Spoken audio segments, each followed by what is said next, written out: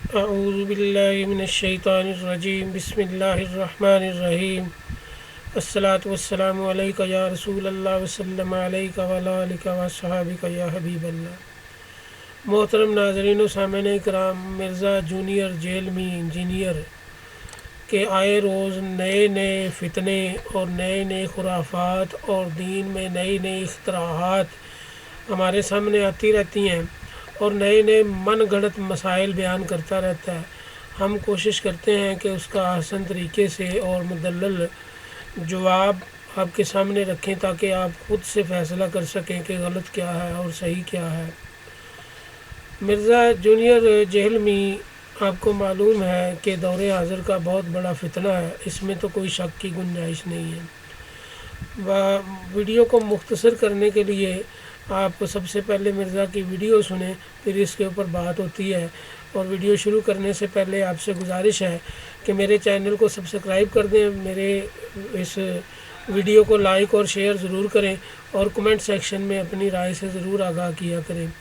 تو عزیزان محترم، چلتے ہیں ویڈیو کی طرف۔ سب سے پہلے مرزا صاحب کی نئی اصطلاحات سنیں۔ یہ ابھی تک میرا حال بالکل نئی تازہ آئی ہے، یہ لائک بھی نہیں کیا کسی نے، تو یہ ذرا سنیے بات اس کی، پھر اس پہ بات ہوتی ہے انشاءاللہ۔ بچپن سے ہم نے یہ سنا ہے کہ ماں باپ کہیں تو بیوی کو طلاق دے دو، بچپن سے آپ لوگوں نے یہ غلط بات سنا جس کا دین سے کوئی تعلق نہیں ہے۔ ہاں جی، ماں باپ کہیں تو بیوی کو طلاق دے دو۔ تو آپ نے پیچھے ایک واقعہ سنا ہوگا کہ وہ انیلا اور نعمان وغیرہ والا، کہ بہو نے ساس کو کس طرح مار دیا ہے۔ یعنی بہو جو ہے وہ ساس سسر کے ناک میں جتنا مرضی دم کر دے، اس شوہر کا جینا حرام کر دے، مگر اس کو طلاق نہیں دینی چاہیے۔ شاید یہی مطلب ہے اس کا مرزا انجینئر کا، کہ بہو جیسی مرضی ہو مگر ساس سسر کے کہنے سے اس کو طلاق نہیں دینی چاہیے، بے شک وہ ان کو مار ہی دے جان سے۔ آگے ویڈیو سنیں۔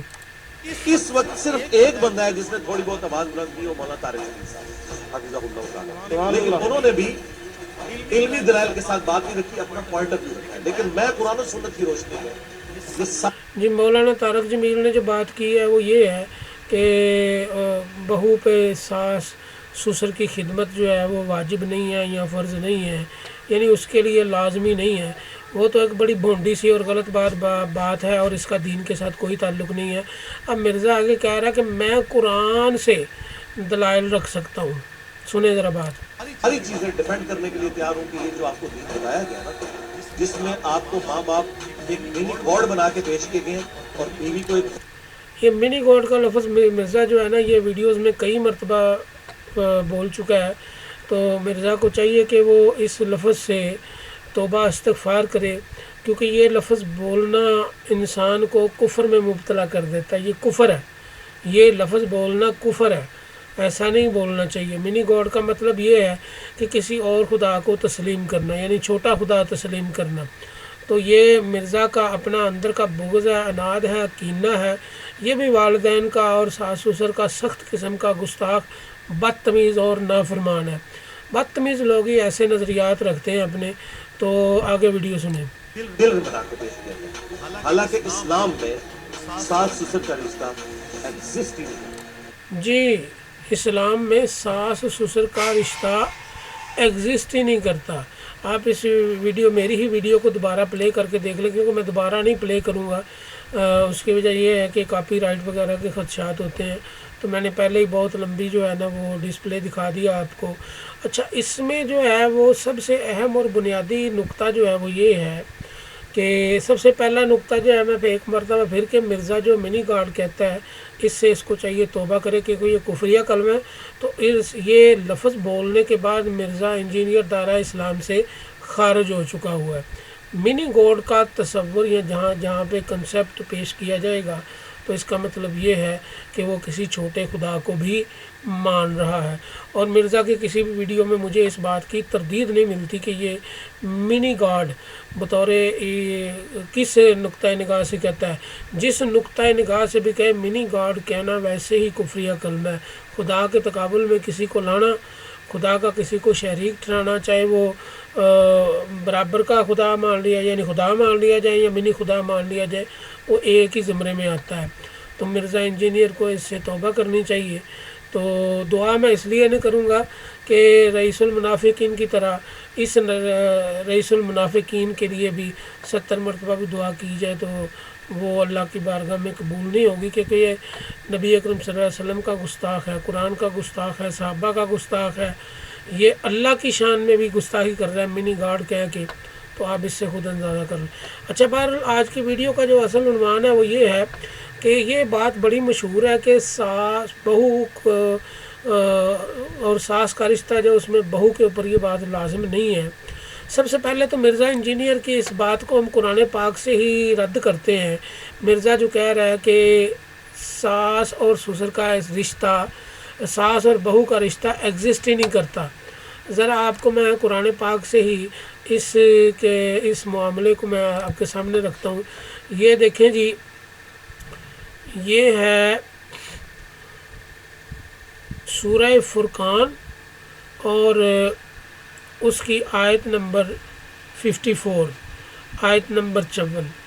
اللہ تبارک و تعالیٰ سورہ فرقان میں بیان فرماتا ہے، میں ترجمہ پیش خدمت کرتا ہوں، اور وہی ہے جس نے پانی کی مانند ایک نطفہ سے آدمی کو پیدا کیا، پھر اسے نسب اور سسرال کی قرابت والا بنایا۔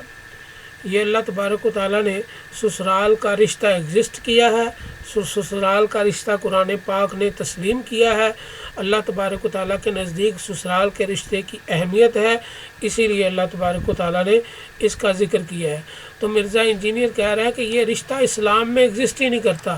لو جی، ہم نے یہ دلیل دے دی ہے قرآن پاک سے کہ سسرال کا رشتہ ایگزسٹ بھی کرتا ہے، اور سسرال اور بہو اور سسرال اور داماد وغیرہ کے تعلقات جو ہیں وہ آپس میں کچھ حقوق رکھتے ہیں، کچھ فرائض رکھتے ہیں، کچھ واجبات رکھتے ہیں۔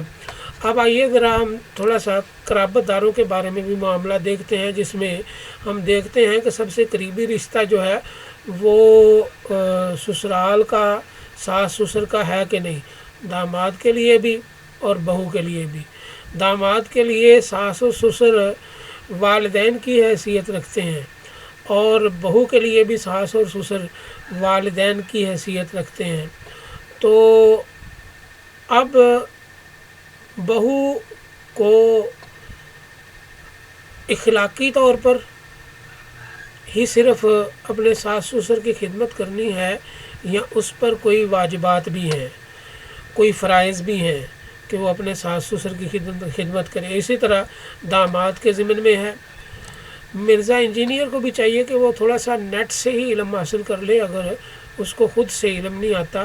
یہ دعوت اسلامی کی ویب سائٹ میں نے کھولی ہوئی ہے، یہاں پر باقاعدہ طور پر ساس اور سسر کا جو ہے وہ انٹروڈکشن کروایا گیا ہے، اور اس رشتے کو ایک اہمیت دی گئی ہے۔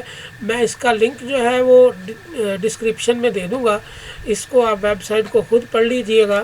پھر اس کے علاوہ ایک حدیث پاک ہے، نبی اکرم صلی اللہ علیہ وسلم سسر بھی تھے، نبی اکرم صلی اللہ علیہ وسلم داماد بھی، نبی اکرم صلی اللہ علیہ وسلم بیٹے بھی، نبی اکرم صلی اللہ علیہ وسلم کے اپنے داماد بھی، نبی اکرم صلی اللہ علیہ وسلم کے اور دیگر رشتہ دار بھی۔ تو نبی اکرم صلی اللہ علیہ وسلم سسر اور داماد کے معاملے میں کیسے ایگزسٹ کرتے ہیں؟ مرزا کہہ رہے ہیں نا کہ یہ رشتہ ہی ایگزسٹ نہیں کرتا۔ اگر یہ رشتہ ہی ایگزسٹ نہیں کرتا تو آپ ایسا کریں کہ آپ نیٹ پہ جائیں اور بخاری شریف حدیث نمبر 441 لکھ کر سرچ کریں، تو آپ کو آپ کے سامنے حدیث نمبر 441 آ جائے گی بخاری شریف کی، جس میں سہل بن سعد رضی اللہ تعالیٰ عنہ سے روایت ہے کہ رسول اللہ صلی اللہ علیہ وسلم حضرت فاطمہ زہرا رضی اللہ تعالیٰ عنہ کے گھر تشریف لائے، دیکھا کہ حضرت علی رضی اللہ تعالیٰ عنہ گھر میں موجود نہیں ہیں۔ آپ صلی اللہ علیہ وسلم نے دریافت فرمایا کہ کہاں گئے؟ تو حضرت فاطمہ زہرا نے عرض کی کہ یا رسول اللہ صلی اللہ علیہ وسلم، ان کے اور میرے درمیان کچھ ناگواری پیش آئی ہے، اور وہ مجھ پر خفا ہو کر کہیں چلے گئے ہیں، اور میرے یہاں قیلولہ بھی نہیں کیا، یعنی آرام بھی نہیں فرمایا۔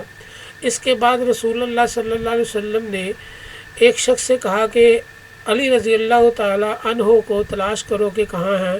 وہ آئے اور بتایا کہ مسجد میں سوئے ہوئے ہیں۔ پھر نبی اکرم صلی اللہ علیہ وسلم مسجد میں تشریف لے گئے اور حضرت علی کرم اللہ وجہ رضی اللہ تعالیٰ عنہ کو لیٹے ہوئے دیکھا تو چادر حضرت علی کرم اللہ وجہ کی جو چادر ہے وہ پہلو سے گر چکی تھی اور جسم پر مٹی لگ چکی تھی۔ تو رسول اللہ صلی اللہ علیہ وسلم نے جسم سے دھول جھاڑی اور فرما رہے تھے اٹھو ابو تراب۔ ابو تراب حضرت علی کرم اللہ وجہ کا بڑا مقبول ترین اور محبوب ترین لقب ہے۔ اس سے حضرت علی کرم اللہ وجہ میں نرمی آ جایا کرتی تھی اور یہ نبی اکرم صلی اللہ علیہ وسلم کا ہی عطا کردہ لقب ہے۔ تو عزیزان محترم، نبی اکرم صلی اللہ علیہ وسلم نے بحیثیت سسر حضرت علی کرم اللہ وجہ یعنی اپنی داماد کی زندگی میں دخل دیا، اپنی بیٹی کی زندگی میں دخل دیا۔ اب اگر حضرت علی کرم اللہ وجہ کے والدین زندہ ہوتے تو یقیناً وہ بھی دخل دیتے۔ تو حضرت فاطمہ زہرا بحیثیت بہو حضرت علی کرم اللہ وجہ کے رشتہ داروں سے انتہائی نرم سلوک اور مہمان نوازی اچھی کرتی تھی حضرت علی کرم اللہ وجہ کے رشتہ داروں کی، جو حضرت فاطمہ زہرا رضی اللہ تعالیٰ عنہ کے سسرال میں سے تعلق رکھتے تھے۔ اور نبی اکرم صلی اللہ علیہ وسلم نے بھی دخل دیا، جبکہ مرزا جو ہے وہ ایک بونڈی سی بات کہ یہ رشتہ ہی ایگزسٹ نہیں کرتا، رشتے تو دین تو ان رشتوں سے بڑا پڑا ہے بھائی۔ یہ نیچے صحیح بخاری کی 4 احادیث ہے، صحیح مسلم کی 1 حدیث ہے، یہ آپ سرچ کر لیجئے گا، یہ نمبر آپ کو اسکرین پہ نظر آ رہے ہوں گے احادیث کے، تو آپ اس کو نیٹ میں بڑی آسانی سے سرچ کر سکتے ہیں۔ تو عزیزان محترم، اسی طرح بے شمار مواد آپ کو نیٹ کے اوپر مل جائے گا جو حضرت علی کرم اللہ وجہ اور حضرت فاطمہ زہرا اور سسرال کے اور بہو داماد ہونے کے رشتوں کو دین میں اچھے طریقے سے ایگزسٹ کرتا ہے۔ بلکہ حضرت عائشہ صدیقہ رضی اللہ تعالی عنہا اپنے سسرال والے جب نبی اکرم صلی اللہ علیہ وسلم کی رضائی والدہ تشریف لاتی یا نبی اکرم صلی اللہ علیہ وسلم کی رضائی والدہ کے گاؤں سے جب کوئی وہاں پہ آتا مدینہ شریف میں، اور یہاں پھر حضرت حلیمہ سعدیہ کی ہمشیرہ کبھی تشریف لے آتی تو حضرت عائشہ صدیقہ رضی اللہ تعالی عنہا اپنے شوہر کی نسبت سے اپنے سسرالیوں کا بہت زیادہ خیال رکھتی، ان کے لیے چادر بچھاتی، جاتی دفعہ ان کے لیے تحفے تحائف تیار کرتی، پھر اچھی مہمان نوازی کرتی، جس سے نبی اکرم صلی اللہ علیہ وسلم کی اچھی دلجوئی ہوتی۔ یعنی یہ تمام رشتے جو ہیں وہ آپس میں ایگزسٹ کر رہے ہیں۔ تو مرزا جیلمی نے یہ بے وقوفانہ بات جو ہے وہ کیسے کر دی ہے کہ ساس اور سسر کا رشتہ جو ہے، بہو اور ساس کا رشتہ وہ ایگزسٹ نہیں کرتا۔ بھائی ساروں کو اپنے اپنے معاملات جو ہیں وہ آسان طریقے سے دیکھنے چاہیے اور سب کو اپنے اپنے حقوق پورے کرنے چاہیے، کسی کو کسی کے ساتھ زیادتی نہیں کرنی چاہیے۔ بہو بھی لائی گئی ہے تو وہ نسل آگے بڑھانے کے لیے لائی گئی ہے، پھر اس کے اوپر کچھ ایسا وقت آتا ہے زچگی کے وقت کہ وہ کچھ کام نہیں کر سکتی، تو ساس کو چاہیے، سسر کو چاہیے، ننند کو چاہیے، دیوروں کو چاہیے کہ وہ ایسا بوجھ نہ بنے۔ تو ویسے بھی اسلام نے ذرا دیوروں کو دور ہی رکھا ہوا ہے، یعنی جو دوسرے رشتے ہیں دیور جیٹھ وغیرہ ان کو اپنی حدوں میں رہنا چاہیے۔ تو یہ رشتے ایگزسٹ ضرور کرتے ہیں، یہ نہیں ہے کہ یہ ایگزسٹ نہیں کرتے۔ مرزا جونیئر جیلمی نے ایگزسٹ نہ کر کے دراصل صریحاً قرآن کا انکار کیا ہے۔ ہم نے آپ کو قرآن سے دلیل دے دی ہے، یہ سورہ فرقان کی آیت نمبر 54 میں، آیت نمبر 54 میں باقاعدہ طور پہ سسرال کا ذکر آیا ہے۔ تو یہ سسرال کا رشتہ جو ہے یہ یقیناً ایگزسٹ کرتا ہے، اور اس معاملے میں ہر کسی کو اپنے اپنے محل میں رہ کر کام کرنا چاہیے، نہ تو بہو پہ اتنا زیادہ بوجھ ڈال دینا چاہیے اور نہ بہو کو ایسے رویے اپنانے چاہیے کہ جس سے ساس اور سسر کی تعظیم میں کوئی فرق آئے یا شوہر کی ناراضگی کا باعث بنے۔ ہاں جی، مرزا انجینئر اس حدیث کو تو جانتا ہوگا جس میں نبی اکرم صلی اللہ علیہ وسلم نے فرمایا کہ اگر میں کسی کو سجدے کی اجازت دیتا اللہ کے علاوہ تو وہ بیوی کو کہتا کہ اپنے شوہر کو سجدہ کرے۔ پھر اس کے علاوہ شوہر کے اور سارے بھی بے شمار حقوق ہیں۔ اچھا، بیوی اگر ساس سسر کے کو کوئی فرائض یا واجبات، ویسے تو فرض بھی ہے واجب بھی ہے، کیونکہ ظاہر ہے بیوی نے اپنا رشتہ جوڑا ہے شوہر سے، کلمے پڑھ کے، ایمان کی صفتیں پڑھ کے، قسمیں کھا کے اس سے عہد و پیمان کیے ہیں، تو اب وہ اس کو اپنے رشتے کو نبھانا ہے۔ اسی طرح شوہر کو بھی بحیثیت داماد اپنے سسرال والوں کا پورا خیال رکھنا چاہیے، ان کے ادب و احترام اور ان کی مہمانداری میں اپنی بساط اور پہنچ کی حد تک کوئی کمی نہیں لانی چاہیے، اور یہ وجہ اپنی بیوی کو خوش کرنے کے لیے بھی ہو تو یہ بھی جائز ہے۔ میاں بیوی کو ایک دوسرے کو خوش رکھنا چاہیے اور ایک دوسرے کے خیال رکھنے چاہیے۔ اب امید ہے آپ کو ساری بات سمجھ میں آ گئی ہوگی، اور مرزا کی جو بکواس ہے وہ بھی آپ کو سمجھ میں آ گئی ہوگی۔ تو اللہ تبارک و تعالیٰ ہمیں دین کو سمجھنے کی توفیق عطا فرمائے۔ بھائی رشتوں کی قدر کریں، رشتے مشکل سے ملتے ہیں، رشتوں کی قدر کریں، یعنی سسرال عورت کے لیے جو سسرال کے رشتے ہیں ان کی قدر کی جائے، مرد کے لیے جو اس کے سسرال کے رشتے ہیں قدر کی جائے، اور دونوں ایک دوسرے کا خیال رکھتے ہوئے ایک دوسرے کو خوش رکھیں اور ایک دوسرے کے ساتھ وابستہ رشتوں کی قدر کریں، ان کا احترام کریں، تو سب اصل ماحول میں رہیں گے تو کوئی بگاڑ پیدا نہیں ہوگا۔ لیکن بہرحال یہ رشتہ جو ہے ایگزسٹ کرتا ہے، اور بہو پر اپنے ساس سسر، اس کے والدین ہیں اس کے ساس سسر، کوئی یہ مذاق نہیں ہے۔ وہ ساس اور سسر نے اپنے بیٹے کی شادی اچھے ارادے سے کی اور اچھی بہو تلاش کر کے کہ ہمارے بیٹے کی بھی زندگی اور ہمارا بڑھاپا بھی جائے، کہ ہمارے بہو بیٹا، ہماری نسل، ہماری آل اولاد، ہمارے جو پوتے پوتیاں، دوتے دوتیاں ہیں وہ ہمارے پاس اکٹھے ہوں، اور خدمت کے وقت، بیماری کے وقت ہمارے ارد گرد رہیں، اور ہمیں پانی پلا سکیں، پیاس لگنے کے وقت جب ہم اٹھ نہ سکیں۔ تو یہ سارے رشتے ایگزسٹ کرتے ہیں، کیوں نہیں ایگزسٹ کرتے؟ تو مرزا نے تو ایسی بھونڈی چھوڑی ہے۔ تو اللہ تبارک و تعالیٰ ہمیں دین کا علم عطا فرمائے اور دین کو سمجھنے کی توفیق عطا فرمائے۔ اور آخر میں بس یہ میری گزارش ہے آپ سے کہ میرے چینل کو سبسکرائب کر دیں، ویڈیو کو لائک اور شیئر ضرور کریں، اور کمنٹ سیکشن میں اپنی رائے سے ضرور آگاہ کیا کریں۔ وآخر دعوانا ان الحمد للہ رب العالمین۔